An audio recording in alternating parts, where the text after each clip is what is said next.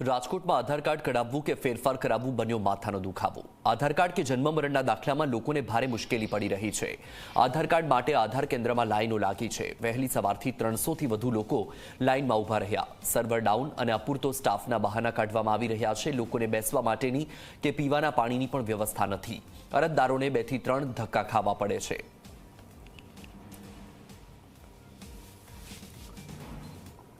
બહુ હેરાનગતિ થાય છે। શેના માટે આવ્યા છો તમે? આધાર કાર્ડમાં નંબર બદલાવા। ક્યારના આવ્યા છો તમે? 9 વાગ્યાના। વ્યવસ્થા કેવી છે? વ્યવસ્થા તડકામાં ઊભું રહેવું પડે, લાઈનો બહુ લાંબી છે। 9 વાગ્યા નહીં આવે, 5 વાગે વારો આવે તો એમ કહી દે કે અત્યારે વારો નહીં આવે, વયા જાઓ। 12-1 વાગે એમ કહી દે વયા જાઓ। ક્યારેક બબે ધક્કા થાય છે? શું થાય? હા, કેટલા ધક્કા થાય? સોમવારે હું આવી હતી અને આજે આવી હું। પાણીની કે કઈ વ્યવસ્થા છે? કાંઈ વ્યવસ્થા નથી। શેની અંદર જઈને 2 કલાક બેસવું પડે છે। હેરાનગતિ તો અહીં બેઠવાની કાંઈ સગવડ નથી અને સવારના ઊભા જ લાઈનમાં છે તો આ હતા ત્યાંથી અહીંયા પીગ્યા છે। અત્યારે 12 વાગવા આવ્યા, સવારે 8 વાગ્યાના ઊભા છે। શેના માટે આવ્યા છો તમે? આધાર કાર્ડનું ઓલું શું કરાવવું? નંબર લિંક કરાવવું? હા, બાયોમેટ કરાવવાનું છે। છોકરાઓ તમારા ભેગા છે, કેવી હેરાનગતિ? છોકરા સવારની સ્કૂલ પાડીને આવ્યા છે। સવારની સ્કૂલ છે બે ભારું। કેવી સુવિધા કેવી છે? સુવિધા તો કાંઈ નથી, બેઠવાની કાંઈ નહીં। સવારના આવ્યા તો અહીંના ઊભા છે અમને। છેલ્લા 3 દિવસથી હું આરએમસી ખાતે રાજકોટ સિવિક સેન્ટરના ધક્કા ખાઉં છું। જન્મનો દાખલો કઢાવવા માટે, જન્મને મારા પુત્રની નોંધણી કરાવવા માટે 3 દિવસથી હું મારી જોબમાં અડધા દિવસની રજા લઈને આવું છું। છેલ્લા 2 દિવસથી સર્વર ધીમું હતું એવું કહેવામાં આવ્યું હતું। પરમ દિવસે હું 4:30 સુધી રોકાણો, સર્વર બંધ હતું એવું કહેવામાં આવ્યું હતું। ગઈકાલે સવારે 10 વાગ્યાથી સાંજે 4:30 સુધી હું બેઠો, સર્વર ધીમું ચાલે છે ને પછી 4:30 એમ કીધું કે હવે ચાલુ જ નહીં થાય। કાલનો અડધો દિવસની રજા લઈને આવ્યો નોકરીમાંથી।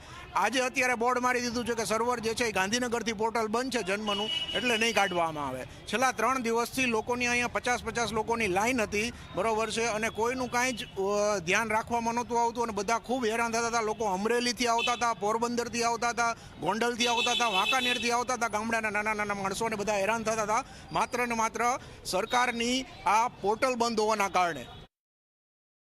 રાજકોટના લોકો માટે આધાર કાર્ડ કઢાવવું એટલે લોઢાના ચણા ચાવવા સમાન છે। હું તમને દ્રશ્યો બતાવી રહ્યો છું રાજકોટ મહાનગરપાલિકા ખાતેના, કે અહીં આધાર કાર્ડ કઢાવવા માટે અથવા આધાર કાર્ડમાં ફેરફાર કરાવવા માટે લોકોની લાંબી લાઈનો છે તે જોવા મળી રહી છે।